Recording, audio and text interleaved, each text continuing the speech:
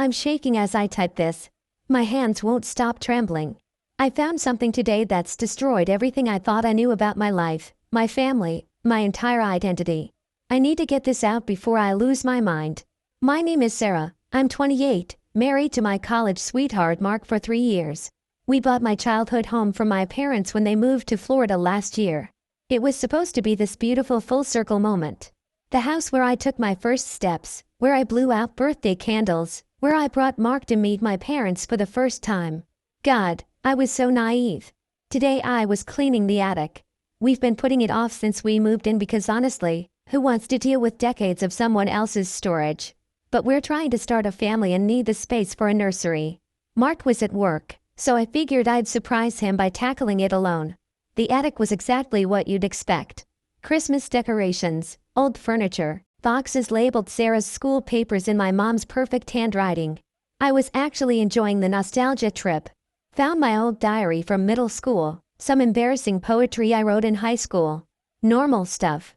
Then I moved an old dresser. Behind it, wedged into a corner where you'd never see it unless you were specifically moving furniture, was a metal lockbox.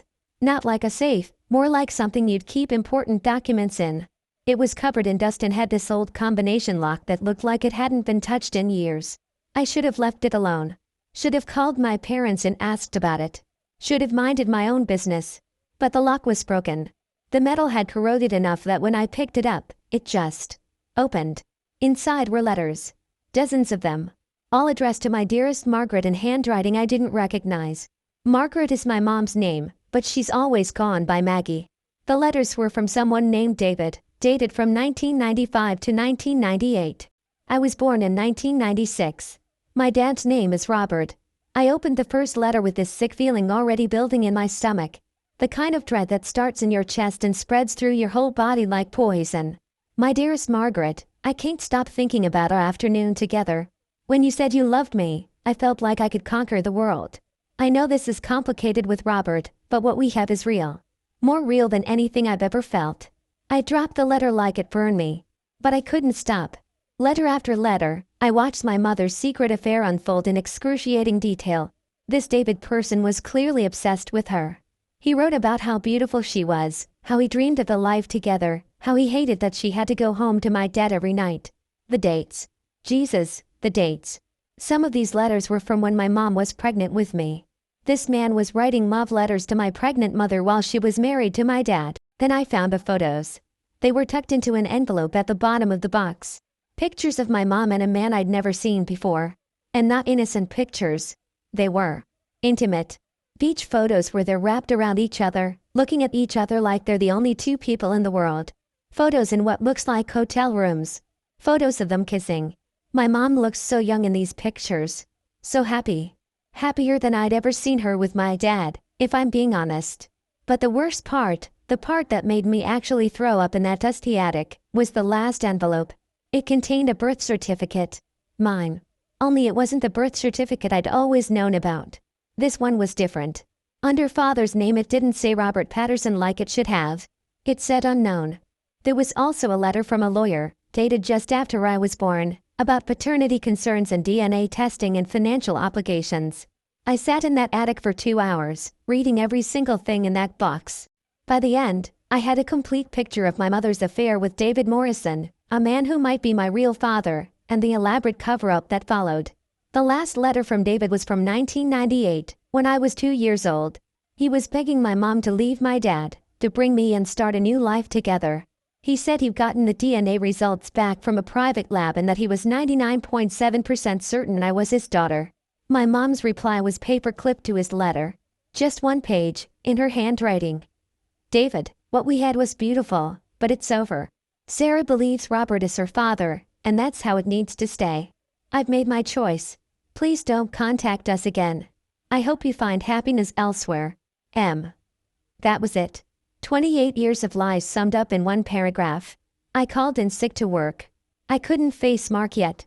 I spent the rest of the day researching David Morrison online. It wasn't hard to find him. He's a successful architect, lives about 2 hours away. Married, has 3 kids of his own now. He has my eyes. Same green eyes I've had my whole life, The ones people always said I got from nobody since both my parents have brown eyes. I keep staring at his LinkedIn photo and seeing my own face staring back at me. The man who raised me, who taught me to ride a bike, who walked me down the aisle at my wedding, might not be my father. The man who might actually be my father has been living 2 hours away my entire life, probably wondering about the daughter he never got to know. And my mother. My mother has been lying to me for almost 3 decades. I don't know what to do. I don't know who to call. I don't know how to face Mark when he gets home and pretend like my entire world hasn't just collapsed. How do you process learning that your entire identity is built on a lie? How do you look at the people who raised you and not see strangers? I'm supposed to have dinner with my parents next week for my dad's birthday. How am I supposed to sit across from them and make small talk when I know what I know? Part of me wants to confront them immediately. Demand answers. Scream at them for stealing my right to know the truth about who I am. But another part of me is terrified. What if bringing this up destroys what's left of my family? What if my dad doesn't know? What if he does know and learning that I found out kills him? What if David Morrison doesn't want anything to do with me? What if he's moved on and I'm just a painful reminder of a mistake he made 30 years ago? I keep thinking about all the times I felt like I didn't quite fit in my family. How I was always the creative one in a family of practical people. How I had different interests, different dreams. I always thought it was just personality differences. Now I'm wondering if it was genetics. The worst part is Mark. We've been trying to get pregnant for 6 months. We've talked about what kind of parents we want to be, how we want to be honest with our kids about everything, give them the foundation of trust we both had growing up. How can I build a family based on honesty when my entire life is built on a lie? I don't even know what I'm asking for by posting this. I just needed to tell someone before I exploded. I feel like I'm drowning in secrets that aren't even mine. Tomorrow I have to decide what to do with this information. Do I confront my parents? Do I try to contact David Morrison? Do I get a DNA test to know for sure? Do I tell Mark that the woman he married might not even be who he thinks she is? Update. Thank you to everyone who responded. I know I need to figure this out, but I'm scared of what happens when I open this door. Some secrets maybe should stay buried. I think I'm going to start by talking to Mark tonight. He deserves to know what I found before I make any other decisions. I'll update when I figure out what comes next. It's been 3 days since I found the box. 3 days since my world imploded. I thought I was ready to handle this like an adult, make rational decisions, talk things through calmly. I was wrong about everything. Mark came home that first night and immediately knew something was catastrophically wrong. I was sitting at our kitchen table with the entire contents of the box spread out in front of me like evidence at a crime scene. Letters, photos, documents. My whole fake life laid bare. Sarah? What's all this? I couldn't even speak. I just handed him the birth certificate with unknown where my father's name should be. Then the DNA letter. Then one of the love letters between my mom and David. I watched my husband's face change as he read. Confusion, then shock, then this look of horror that I'll never forget. Like he was watching me disappear in real time. How long have you known? Was the first thing he said. Since this afternoon. I found it all in the attic. He sat down hard, like his legs gave out. Sarah. This changes everything. Those 4 words hit me like a physical blow. Because he was right. This changed everything. Not just my past, but my future. Our future. We stayed up until 3 a.m. talking. Mark was incredible, trying to be supportive, but I could see it in his eyes. He was looking at me differently. Like I was a stranger wearing his wife's face. We need to get you a DNA test, he kept saying. You need to know for sure. But I already knew. Looking at David Morrison's photo, seeing my own features reflected back at me, reading those letters. I knew. The next morning, I called in sick again. Mark went to work but came home at lunch to check on me. I spent the day researching David Morrison obsessively. His architecture firm, his family, his life. The life he built after my mom chose to stay with my dad. His youngest daughter looks exactly like I did at her age. Same hair, same smile, same green eyes. She's on his company's website, some bring your kids to work day photo. She's probably my half-sister and she has no idea I exist. I found myself crying looking at pictures of this man's family. The family he made after he couldn't have the one he wanted with my mom and me. That afternoon, I made the call I'd been dreading. I called my parents. Hi Mom, it's Sarah. Can you and Dad come over tonight? I need to talk to you both about something important. The worry in her voice was immediate. Is everything okay? Are you pregnant? No, Mom. Just. Please come over. Around 7? They showed up at 6:45, both of them looking anxious. My dad was carrying flowers from their garden, something he always did when he sensed I was upset. It broke my heart. I had planned this whole speech. I was going to be calm, ask questions, give them a chance to explain. But the moment they walked into my living room, the moment I saw my dad's concerned face, 30 years of rage came pouring out. Who is David Morrison? I demanded.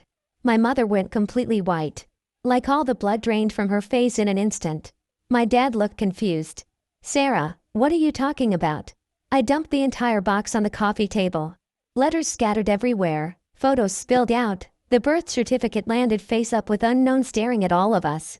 I found your secret, Mom. All of it. The affair, the lies, the fact that Dad might not be my father.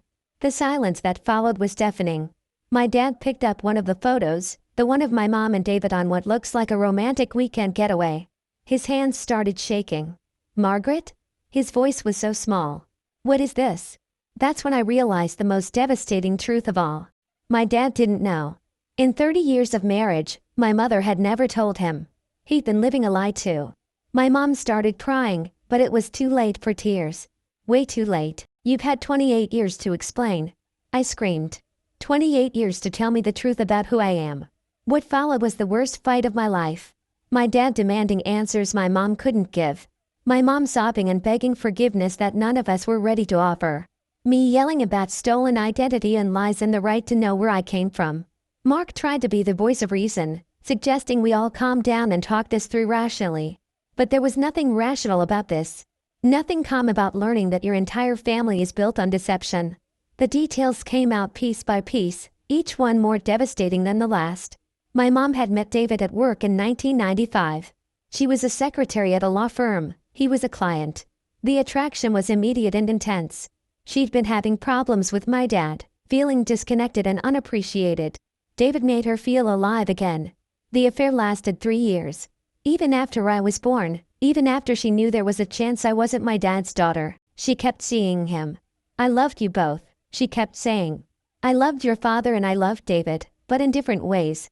You don't get to love two people at once when you're married, I shouted back. The DNA test David mentioned in his letter. She'd agreed to it but never followed through on her end. She'd let him believe I was his daughter without ever confirming it, then cut off all contact when the guilt became too much. My dad just sat there, staring at the photos of his wife with another man, holding his head in his hands. Did you ever love me? He whispered to her. Of course I loved you. I still love you. But you loved him more. She couldn't answer that. The silence was answer enough. They left that night without resolving anything. My dad looked like a broken man. My mom looked like someone fleeing a crime scene. 33 years of marriage, possibly ending because of secrets that should have been dealt with decades ago. Mark and I didn't sleep that night. We lay in bed, both staring at the ceiling, processing what this meant for us. I need to know who my father is, I finally said. I know. What if it changes how you see me? Sarah, you're still you. Your DNA doesn't change who you are as a person. But even as he said it, I could hear the uncertainty in his voice. Because if to change things, it changed everything. The next day, I did something that felt both terrifying and inevitable. I looked up David Morrison's office number and called. His secretary answered. Morrison Architecture, this is Jennifer. Hi, I need to speak with David Morrison. It's personal. May I ask who's calling? I hesitated. Then, tell him it's about Margaret Patterson. From 30 years ago.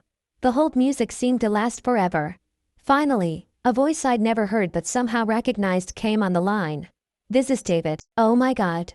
Oh my God, I've wondered about you every day for 28 years. I started crying then. Not angry tears, but something deeper. Grief for all the lost time, maybe. Or relief at finally hearing someone acknowledge the truth I'd been carrying alone. Can we meet? I asked. Yes. Yes, absolutely. When? Where? We're meeting tomorrow at a coffee shop halfway between our towns. I'm terrified and excited and sick to my stomach all at once. Mark is being supportive, but I can see the strain this is putting on our marriage. We've been together for 8 years, and now he's watching his wife potentially discover she has a whole different family. My parents. I don't even know where to start.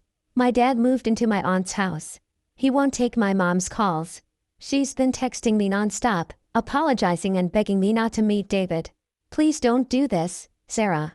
It will only hurt everyone involved. Some doors shouldn't be opened. But the door is already open. The box is already found. The lies are already exposed. I keep thinking about that birth certificate.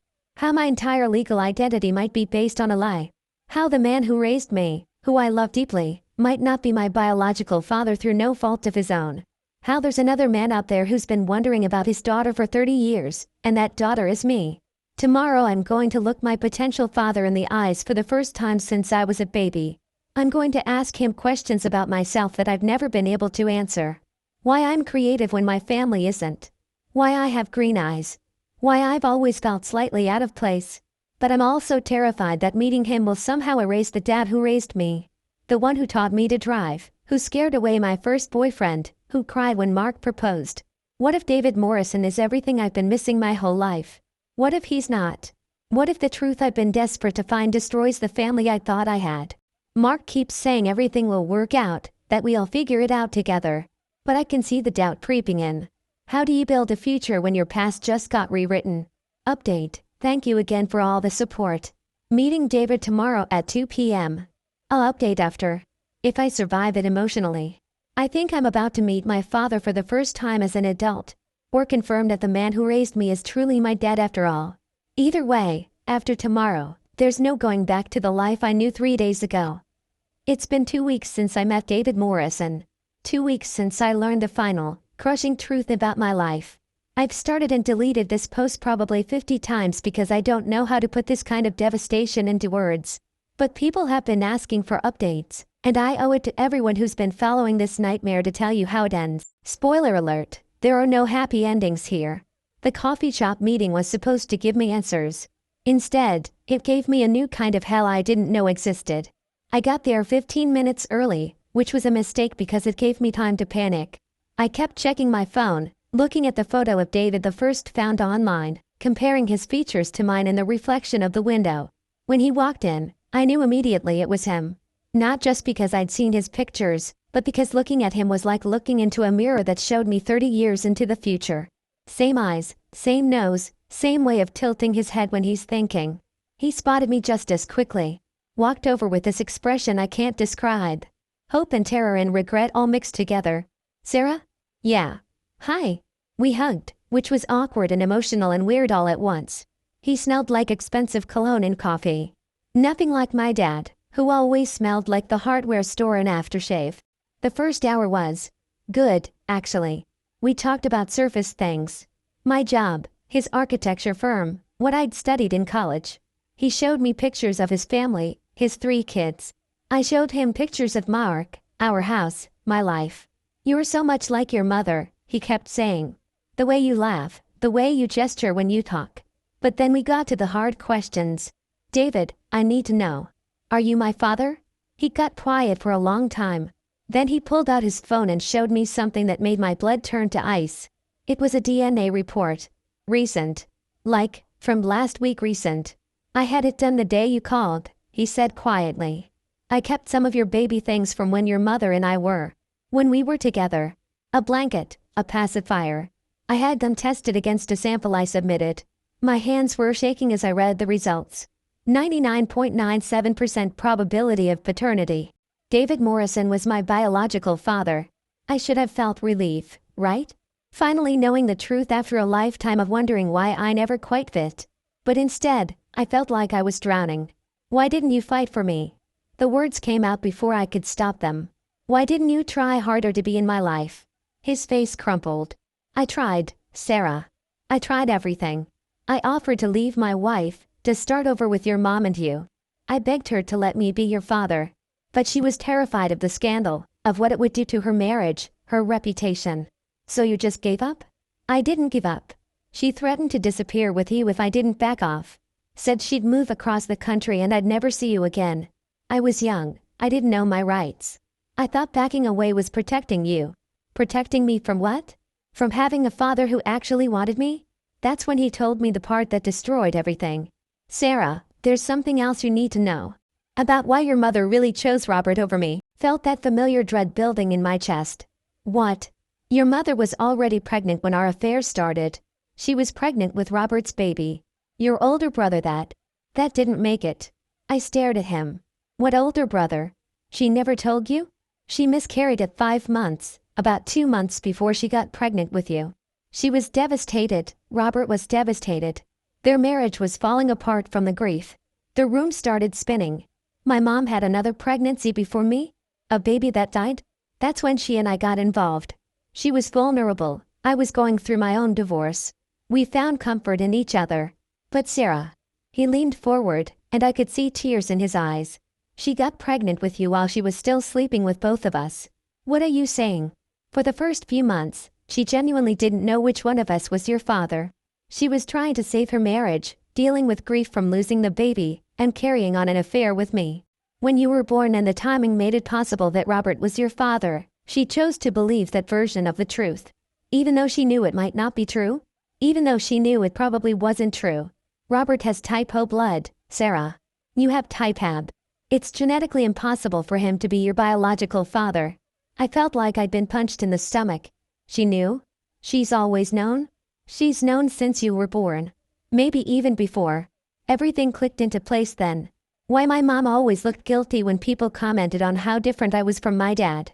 Why she never wanted me to do those ancestry DNA kits that got popular. Why she always changed the subject when I asked about family medical history. She didn't just lie to me and my dad about the affair. She built our entire family on a foundation she knew was false.